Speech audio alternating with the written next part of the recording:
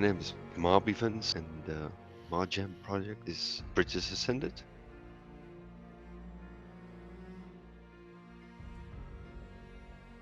Basically, if there's a gap or if there's an elevation difference you want to connect, it's going to be possible.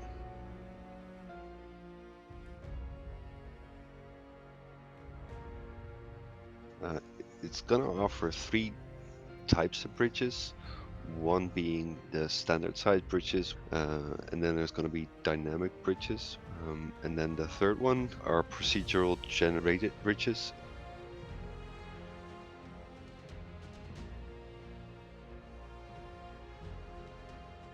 Them basically being able to, like, if there's a gap or if there's an elevation difference you want to connect, it's going to be possible. It doesn't have to be in line or on the same level. You can connect it. I am Doom's Dahling, and my partner is Scorching Kami. You've probably heard of her. And our mod is Corruption Unbound.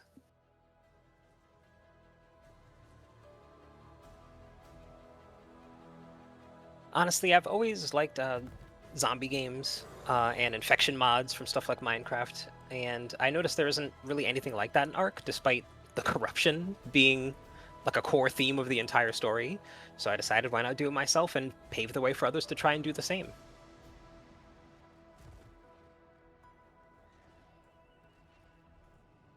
Getting raided and dealing with a PvE force that actually is trying to go out of its way to get rid of you. That's probably going to be the thing that I'm looking forward to the most. And I guess maybe them actually completely getting rid of the corruption and not having to deal with it anymore.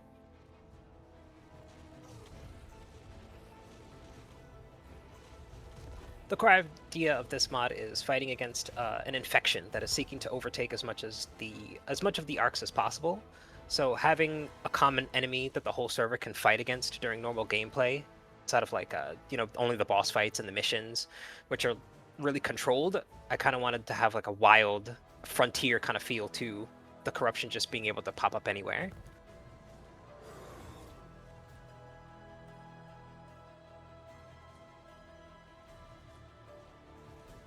So when you get too close to a nest, it will try to raid you.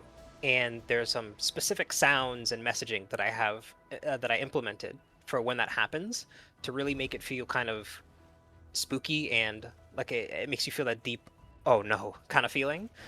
So I want people to experience that. I want people to experience the kind of curiosity of going near a nest and then the oh no when they realize they probably shouldn't have.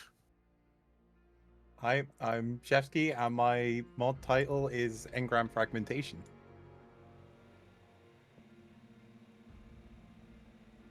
Inspiration was really around feeling that in modern Ark there's a lot of reliance on TLCs and new content and new dinos, and a lot of neglect for kind of what was already existing.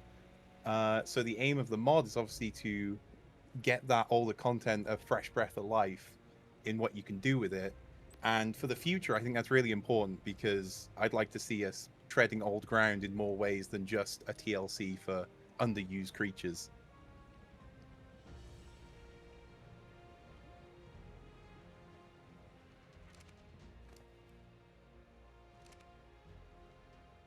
The main way I hope it changes the way people play Ark is really down to the creatures they tame and the kind of grind that they choose to take up. So at the moment, there's plenty of dinosaurs that people will just skip for absolutely no, there's no reason to tame them. And I want the mod to give them a reason to go out of their base and tame them. Once you've got a base set up and you've got your breeding line started, I find myself just sitting in the base waiting on timers. And some people increase the timers or decrease the timers to get around that. I really hope that this encourages people to go out of their base, find dinosaurs they otherwise wouldn't tame, and just kind of reintroduce them to all the content that realistically at the moment they haven't got much reason to seek out.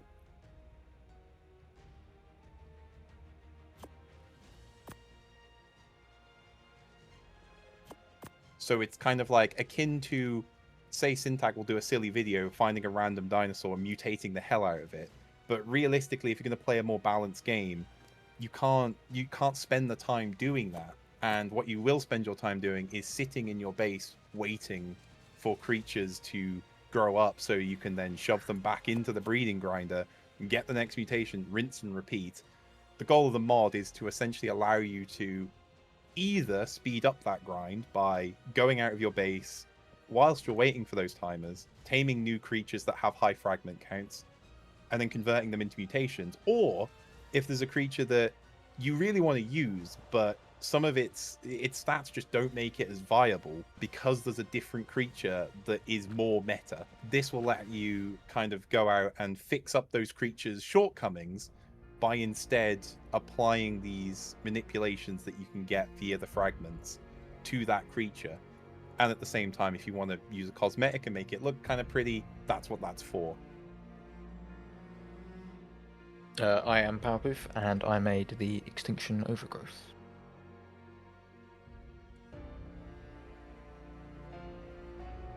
So I thought, what map maybe is missing or could have content added to it that fits the lore? So with Extinction and all of the arcs falling down from space or whatever, I thought, okay, well, there's the snow and there's the desert, but then there's nothing in bottom left in terms of domes. So I thought, okay, well, what could I in theory shove there that isn't already on the map? And the city kind of has jungle, but it's not big enough that I would class it as like a abandoned lush forest. So I thought, okay, well, that seems kind of fitting.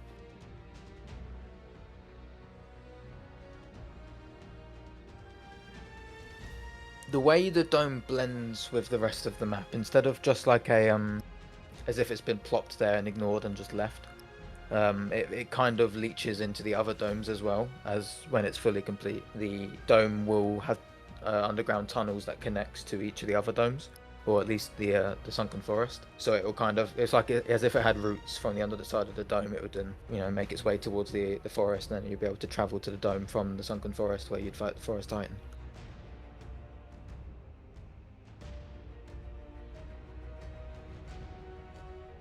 A lot of the reason I did it, I want a lot of people to go to the dome to find new creatures. Extinction doesn't have a lot of features from other maps, later maps like Lost Island or whatever, or many flyers, and I always wanted to fly on Extinction on a Megalania or a Maywing. So that's going to be one of the main things that you're going to want to go there for. That and the 4 variants, the overgrown creatures, the Cerato, Rex, Stego, and Theria, please.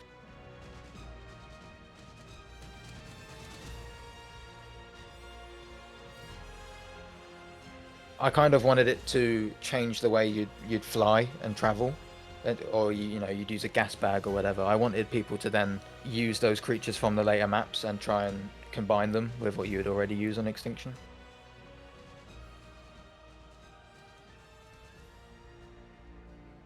My name is Bruno, and my mod name is Extraction Protocol.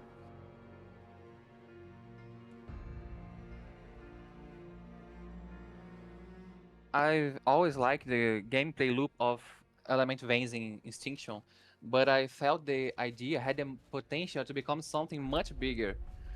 Instead of being tied to a specific map and a single resource, I wanted to create a system that players could experience anywhere in Ark.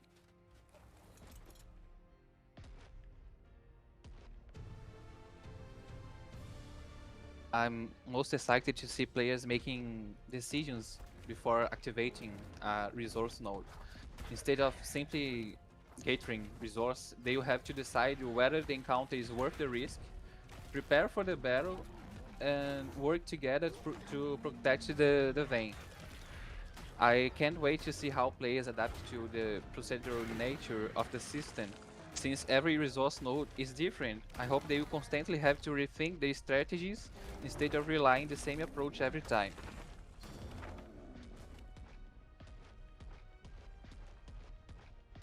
The main idea is that players can obtain resource nodes by killing dinos, and every dino has a 5% chance to drop a resource node. And each one is procedurally generated with its own resource type, enemy levels, number of waves, and reward scaling. Before activating, players can inspect the tooltip to see exactly what kind of challenge they're about to face. Once deployed, the resource vein begins attracting waves of hostile creatures. If players successfully defend it through every wave, the vein stabilizes and becomes ready to harvest.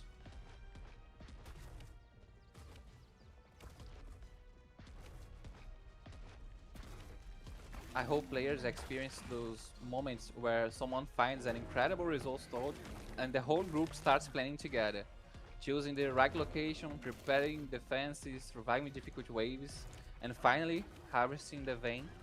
It should feel like a complete adventure instead of just another resource run. Because every resource node is procedurally generated, I also hope players never know exactly what to expect. Even two resource nodes containing the same resource can lead to completely different encounters.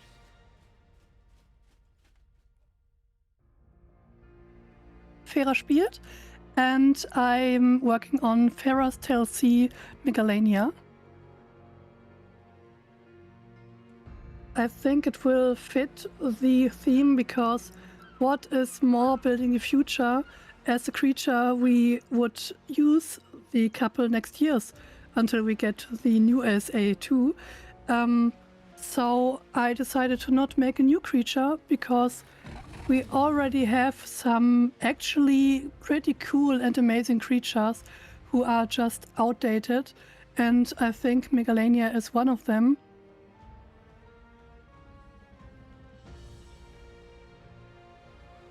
I think they will love one of the core feature, the different venom bites.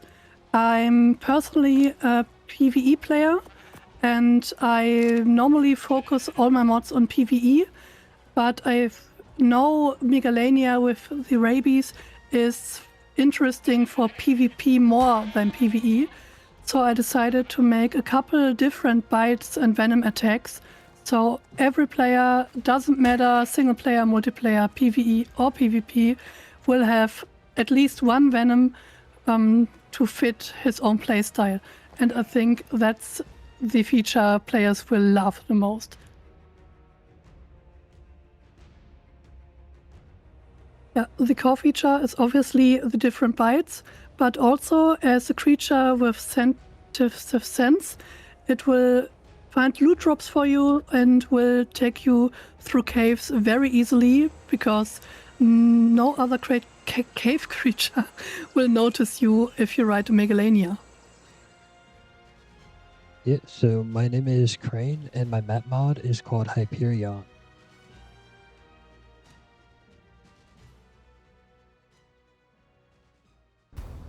Yeah, absolutely. So my main experience with the dev kit previously was actually making promo edits for one of the bigger PvP servers out there. So being in the PvP community and being like a huge fan of that game mode, you get to hear a lot of the criticisms about the game that need addressing, some of which I hope to solve with this kind of bold and meta shifting map. Now, before you get the wrong idea, I'll close my answer out by shifting focus away from PvP and say this map will also be awesome and arguably even more meta shifting for PvE players in a great way.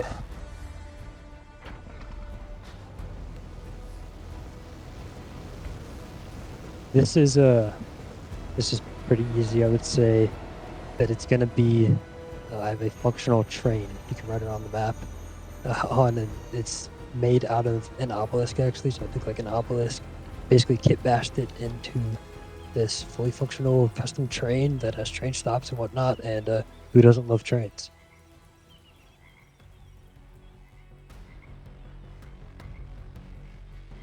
Back to how I said in the kind of start, how this is going to be really meta shifting. The reason for that is mainly the signature feature that will be introducing proper base rating mechanics into the PvE game loop with an elite Thrall outpost system. This is a completely separate system from the normal Thrall outpost, and it essentially mirrors PvP base rating, since in my opinion it's easily the most fun thing to do in Arc, and the loot is meant to mirror that as well. So it'll be a completely RNG custom array of loot, similar to what you'd find in a normal tribe's base, and the scale of defenses will also scale with that loot, so you know you're not wasting time.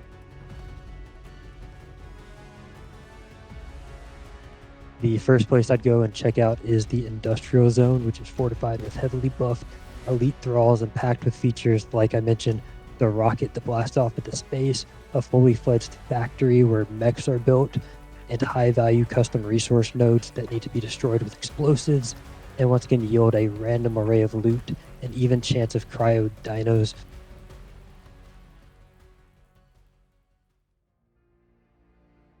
My name is Nikosa, and my project name is the Obolus Project.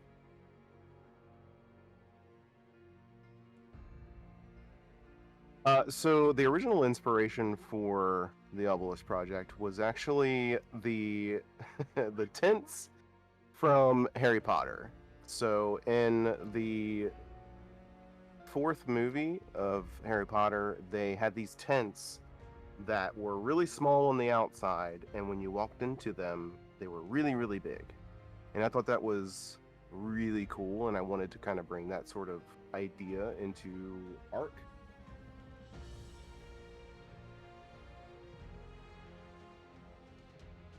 So I wanted to give people the ability to kind of have a place where they can, at very least, start out and have a way to gather resources and tame and do all the normal basic beginning stuff without having to worry about, you know, trying to find a place to live.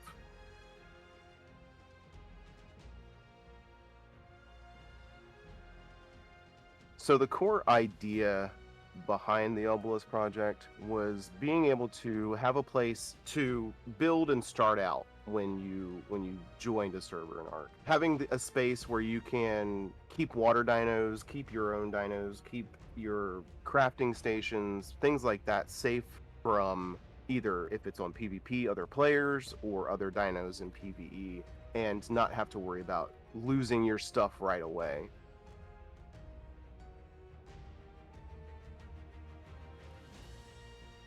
I would say just in general, the concept of the mod, of being able to put your little tent or whatever structure it is wherever you want it, and then be able to hop back and forth between your little pocket dimension and where it was that you put the tent down. Yeah, I'm Haki van Been, and I'm the creator of the mod Reforged Arsenal.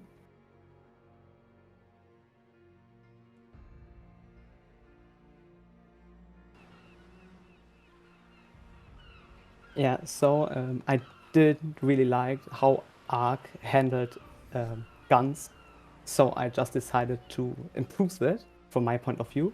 And I think that a better weapon system would just fit the theme builds the future.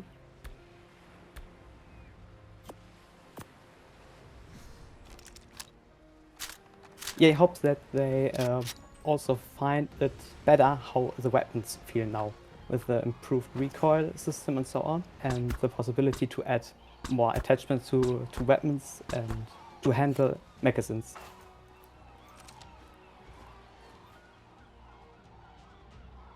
So I already mentioned that I added new systems like the multiple attachment system, so that you can have now more attachments on a single weapon, and I also improved attachments, because I thought they have much functionality. Some of them were completely useless, like the silencer attachment. And now, for example, yeah, you can zoom with the scope attachment. The laser attachment has distance measurement.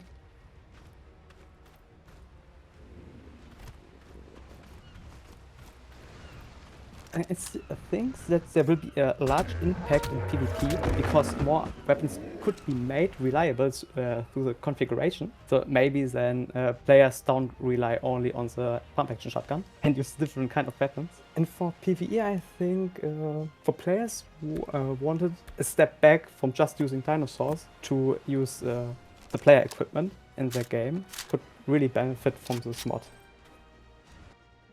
Hello, my name is Uday. I'm doing the Rustfall mod for the contest.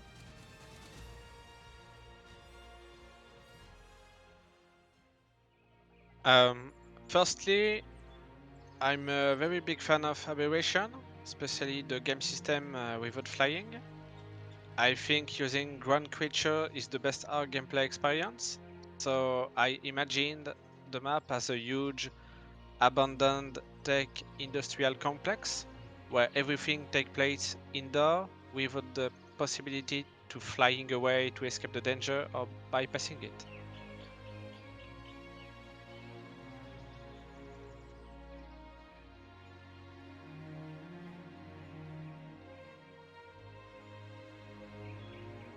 I'd be curious to see how they'll handle movement with the dinosaur across the map, given that there will be a network of water reservoirs accessible via pipelines through the map and connected to all terrestrial biomes. This will change the use and importance of marine creatures.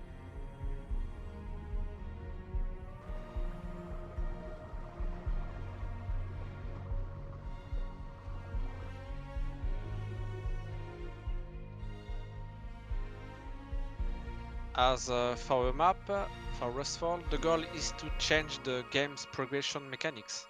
Forget starting on a peaceful beach and quickly tame a pteranodon. The fact that metal structures act as natural boundaries, forming interconnected corridors, will completely change the gameplay. I really want to create a unique identity with this map.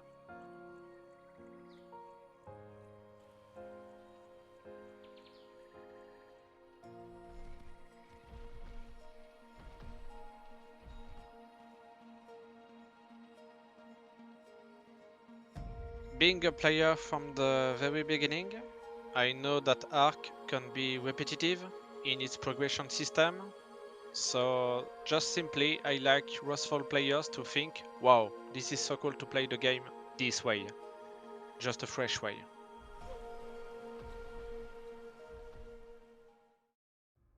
Hello, I'm Ivan. I'm the author of the mod called The Wall.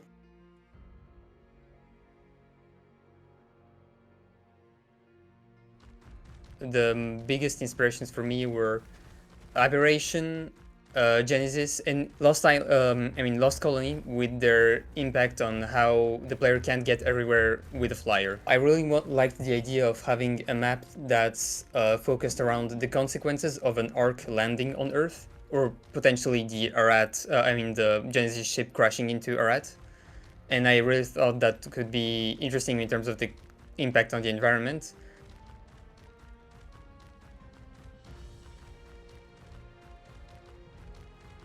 What I'm most excited about people discovering in this mode is actually there's a lot of hidden little caves and passages. They won't be hard to find, but it's just a bunch of microbiomes in this cave. So that's something I'm excited about, people discovering them, because I'm using a lot of assets that you usually don't see above ground. I'm using a lot of underwater flora to address those levels.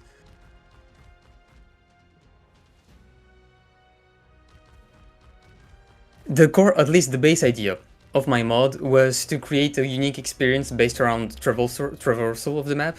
So you have areas that are designed around flyer navigation, areas designed around ground-dwelling creatures navigation.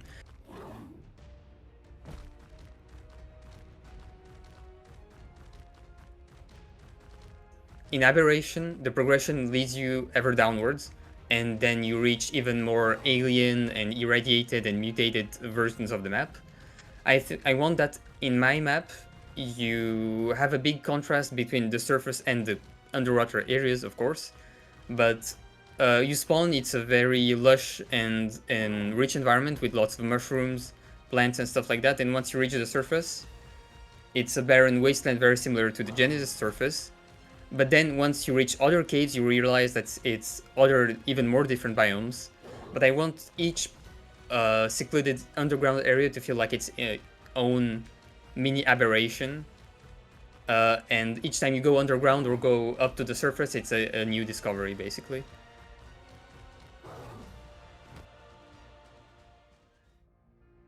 My name is Trickster, and my partner is Shiny Gotti, and our mod is called Vorath Aquadomes.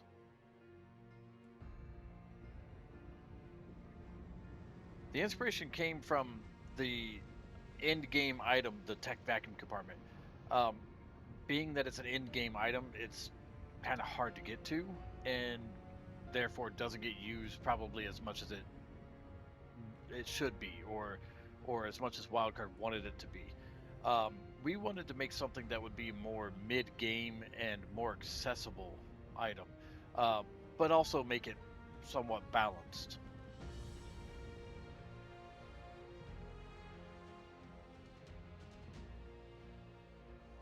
I think that the thing that I'm most excited for players to experience is the ability to live underwater. There's just something special about sitting on the ocean floor with your favorite team next to a roaring campfire and being able to breathe inside your very own Aquadome.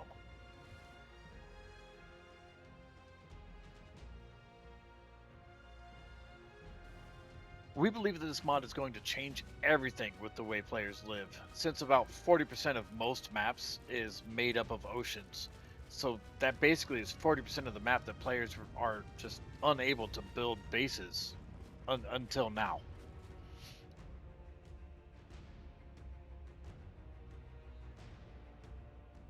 If a brand new survivor downloads our mod, I would explain to them that riding the Vorath is just a lot of fun. If they can get one tamed, they get out there, they get one tamed up, and then they can ride it along through the ocean. I think they're going to just have a lot of fun, and it's going to help them progress so much further in the ocean. And no one's ready for first person while riding on a Vorath. I'm Clefin, and I work with Lorden on Whimsical farming.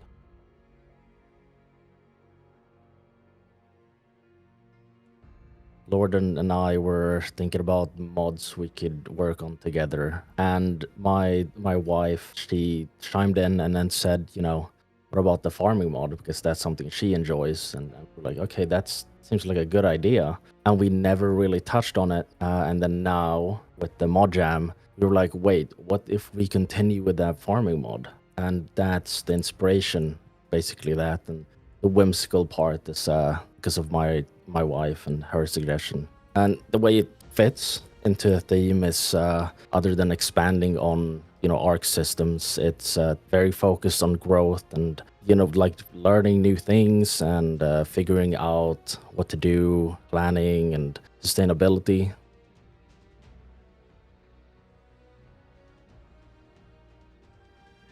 I feel like the thing I'm most excited for is for players to figure out how everything ties together. Like exploring biomes for different seeds, or, you know, figuring out how the beehives work, and then experimenting and optimizing, eventually progressing and unlocking better meals, recipes, bonuses, and all of that. I think the experimentation of it is what I'm the most excited about, and for people to figure all of it out.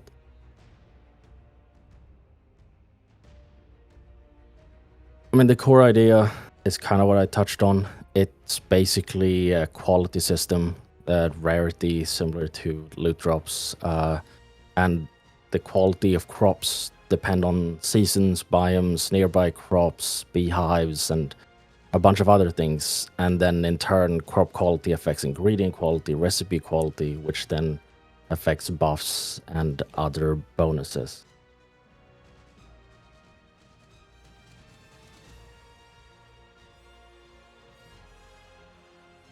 I guess it's the immersion. I hope there's gonna be a moment where someone who, you know, maybe someone who's done beekeeping sees that, oh, this is quite the system, like everything makes sense, or someone who's done farming and they see, oh, this plant would work best in this biome. And I hope there's a moment where people, like, it kind of clicks and they can, like, you know, pick things they've learned from real life and then figure out that it does work in this farming mod.